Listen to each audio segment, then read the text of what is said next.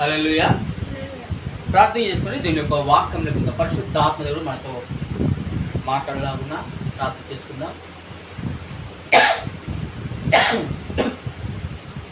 అతి మిక్కిలిగా ప్రేమించిన పరలోక రాజా, సర్వోన్నతుడా, జీవము గల దేవా, నీకే వందనాలు స్తుతిస్తోత్రాల ప్రభా. అవునైనా నీ యొక్క పాల్సలు వచ్చి ఉన్నామయ్యా. అవునా ప్రభా, నా రక్షకానికి వలన ప్రభా. అవునైనా ఈ యొక్క యూట్యూబ్ ఛానల్ చూసిన ప్రతి వారితో నాయన మీరే మాట్లాడమంటున్నా. మేము కాదు నా ప్రభా, నీ యొక్క పక్షాన నా ప్రభా మేము నిలబడి ఉన్నాము. మీరే మాట్లాడించేవారు మీరు కనుక మీరే సహాయం చేయమని తండ్రి, కుమార, పరిశుద్ధాత్మ త్రియేక నామంలో ప్రార్థించి అడిగి వేడుకుంటున్నాం తండ్రి. ఆమేన్. తండ్రి, కుమార, పరిశుద్ధాత్మ దేవుని మహిమ కలుగుగాక. దేవుని యొక్క నామం మహిమ కలుగుగాక. హల్లెలూయా. ప్రియమైన కుమార, కుమార్తె, పరిశుద్ధాత్మ దేవుడు ఈరోజు మనతో ఎంతగానో ఇష్టంగా మాట్లాడడానికి సిద్ధంగా ఉన్నాడు. హల్లెలూయా. కనుక దేవుని యొక్క ప్రణాళిక ఏమైందో అదే పరిశుద్ధాత్మ దేవుడు మాట్లాడడానికి సిద్ధంగా ఉన్నాడు. హల్లెలూయా. కనుక కీర్తన గ్రంథము 145 19వ వర్షంలో తన యందు భయభక్తులు గలవారి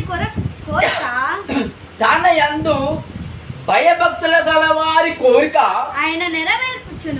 ఆయన నెరవేర్చును. వారి మొర ఆలకించి వారిని రక్షించును. హల్లెలూయా. ప్రియమైన కుమార, కుమార్తె, పరిశుద్ధాత్మతో తెలియపరుస్తున్నాడు. ఎవరైతే తన యందు భయభక్తులు కలిగి ఎవరైతే జీవిస్తూ ఉన్నారో వారి యొక్క ప్రార్థన దేవుని సన్నిధికి తెలియపరుస్తుంది. పరిశుద్ధాత్మ యొక్క పరిశుద్ధ గ్రంథం లేఖంలో రాయబడింది. అది నిజమే కదా, అది సత్యమైన మాటనే కదా. ఆత్మ పురుషుడు ఏమైతే పలుకుతూ ఉన్నాడో దాని యొక్క వాక్యానుసారంగా నడుచున్న ప్రతి ఒక్క జీవితాలన్నట ఎంతగానో ఆశీర్వాదం చేత నింపబడతాయట. ఎంతగానో ఆశీర్వాదం చేత నింపబడతాయి. ఇంకేమవుతుందో తెలుసా? వాక్యానుసారంగా జీవితం నడుస్తున్న యొక్క ప్రతి ఒక్క మానవుడు ఏమవుతాడో తెలుసా? పరలోక రాజ్యానికి వారసత్వం అవుతాడు. ఎప్పుడైతే నీవు ఆయన యందు భయభక్తులు కలిగి జీవించినప్పుడు నీ కోరికను, నీ మొరను ఆయన సన్నిధికి వినపడుతుంది. అదే విధముగా నువ్వు అడిగిన దానికంటే రెండంతలుగా పరిశుద్ధాత్మ దేవుడు ఇవ్వాలని సిద్ధంగా ఉన్నాడు. ప్రియమైన కుమార, కుమార్తె, ఇక్కడ తండ్రి కుమారుడిని పంపించాడు. ఈ భూమి మీద కుమారుడిని పంపించాడు. యేసుక్రీస్తును ఆయన కుమారుడిని పంపించాడు. తండ్రి చిత్తము నెరవేర్చడానికి పంపించాడు. ఆ తండ్రి చిత్తము ఏమై ఉన్నదో ఆ ప్రణాళికలో రాయబడింది. ఈ లోకమంతయు ఆయన ద్వారా సృష్టించబడ్డదే. ఈ లోకమంతము ఆయన యొక్క మాట లేనిది, ఆయన యొక్క పిలుపు లేనిది, ఆయన యొక్క తీర్పు లేనిది ఈ లోకంలో ఏది జరగదు. అయితే అక్కడ అపవాదైన సాతానుడు లూసిఫరు తండ్రి దగ్గరికి పోయి దత్తతగా ఈ లోకాన్ని తీసుకున్నాడు. హల్లెలూయా. ఈ లోకాన్ని తీసుకొని ఉన్నాడు. నీ కుమారులను, కుమార్తెలను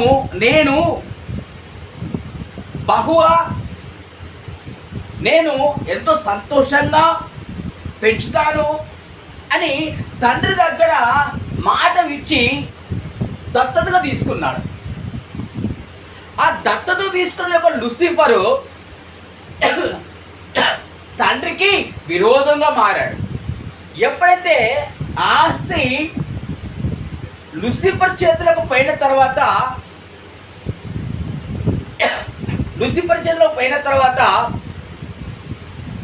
ఆ లూసిఫర్కు అహంకారం ఏర్పడబడ్డది. అహంకారం అంటే ఏంటంటే, నా చేతిలో యొక్క ఆస్తి ఉంది, నా చేతిలో ఈ లోకము ఉంది, నా చేతిలో బ్రతుకుడి ఉంది కనుక నేనే గొప్పవాడను, ఈ లోకానికి నేనే వీరుడను, ఈ లోకానికి నేనే దేవుడను, నా మాటనే వేదము, నేను చెప్పిందే అక్కడ జరుగుతుంది అని ఒక ఆ తలపులతో ఆ లూసిఫరు మునిగి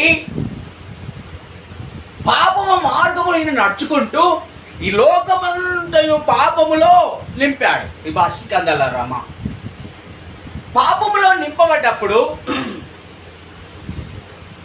ఆయన చేతుల చేత సృజించబడ్డ ఈ లోకము, దేవుడి యొక్క చేతుల చేత సృజించబడే ఒక లోకము, దేవుడి యొక్క చేతుల చేత సృజించబడే ఒక మనుషులు, దేవుడి యొక్క మాట, దేవుడి యొక్క నోటి నుంచి మాట పలుకుతే చాలు ఒక సృజించబడ్డ ఈ యొక్క లోకమంతయు అపవాదన సాతాను యొక్క అడుగులో ఉన్నాయి. అందుకనే ఈ లూసిఫరు అహంకారం ఏర్చబడ్డాడు కనుక నేనే దేవుడిని లోకానికి చెప్పుకుంటూ వాడబడుతున్నాడు. అది ఎగవ దేవుడికి నచ్చడం లేదు. ఎందుకంటే ప్రేమ కుమార్తె తండ్రి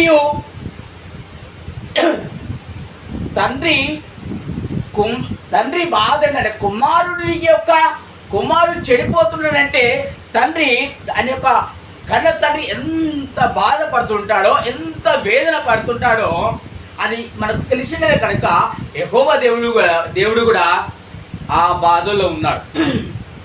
ఉండి ఆయన చిత్తం నెరవేరడానికి, ఆయన చిత్తం ఏంటిది? ఈ లోకమంతయు దేవుని ఆరాధించాలంతే. అంటే మంచి మార్గములు నడవాలి. ప్రియమైన కుమార్తె, ఈ క్రైస్తవం అనేది మతము కాదు. ఈ క్రైస్తవం అనేది మతాలకు చిచ్చు పెట్టేది కాదు, కానీ మంచి మార్గంలో నడవడానికే ఈ యొక్క శివం అనే యొక్క మార్గం నడవడానికే ఈ యొక్క బైబిల్ గ్రంథములో ఈ యొక్క పరిశుద్ధమైన గ్రంథము మనకు ఏర్పరచబడ్డది. కనుక ఆ కుమారుడు యేసుక్రీస్తు యొక్క లోకానికి ఆయన చిత్తం నెరవేరడానికి పంపించాడు.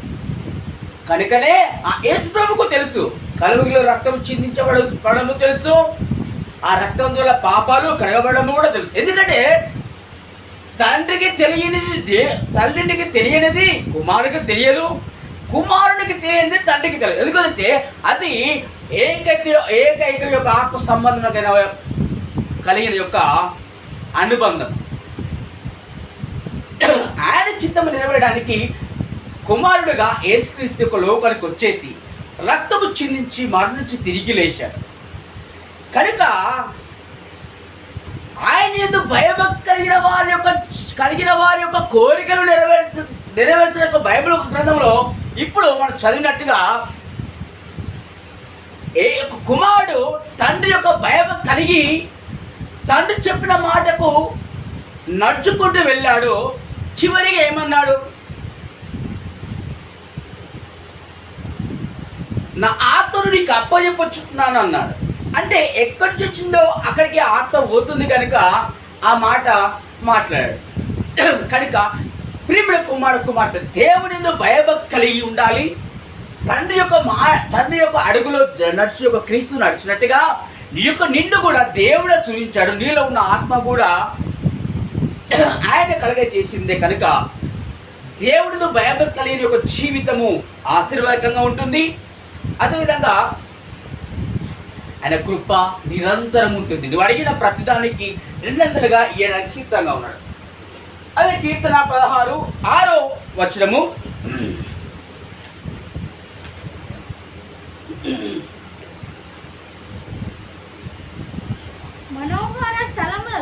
మనోహర స్థలములో నాకు పాలు ప్రసిద్ధించెను. మనోహర స్థలములో నాకు పాలు ప్రసిద్ధించెను. శ్రేష్టమైన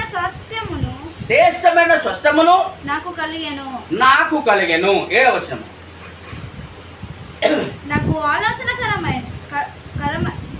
నాకు ఆలోచన కలగాయి. నాకు ఆలోచన కర్తయగు యెహోవాను స్తుతించెదను. నాకు ఆలోచన కర్తయగు యెహోవాను స్తుతించెదను. రాత్రి గడియలో నా అంతర్దినము నాకు బోధించుచున్నది. ఎప్పుడట? అంతర్దియము ఆ? అంతర్దియము అంతరంగంలో నన్ను జ్ఞాపకం చేసుకుంటూ బోధిస్తున్నది. ప్రియమైన కుమార్తె నీ యొక్క వాక్యానుసారంగా నడుచుని యొక్క జీవితం అయితే నీ యొక్క అంతరంగంలో సుధ్యాగము జరగాలి. అప్పుడే ఆయన చూస్తూ ఆనందిస్తుండాలి. ఆయన వాక్యంలో నడుస్తూ వెళ్ళాలి. అప్పుడే నువ్వు అడిగిన ప్రతి దానికి 200 ఇవ్వడానికి సిద్ధంగా ఉన్నారు. బాబాషిగా పలుకు రాజులో కృష్ణము దిగబడితే ఎవరి మీద తెలుసా? భయభక్తి కలిగిన వారి పైన దిగబడి ఆ అగ్ని స్తంభంలో దిగబడప్పుడు యేసుప్రభువు యొక్క 2వ రాకడ సమయంలో ఎట్లా ఉన్నావు అట్లనే పనులకు రాజ్యానికి తన కుమారుడుగా వెళ్ళిపోతావు, పెళ్లి కుమార్తెగా వెళ్ళిపోతావు. కానీ ఎప్పుడైతే దేవుడి యొక్క విరోధి ఉంటావో, లూసిఫర్గా ఉన్నట్టుగా ఉంటావో, అప్పుడు నువ్వు పాతాళము తొక్కబడతావు. అది నిజము, అది సత్యమైన ఒక మాట పరిశుద్ధతలో పడుతున్నాడు. రోమా 11:33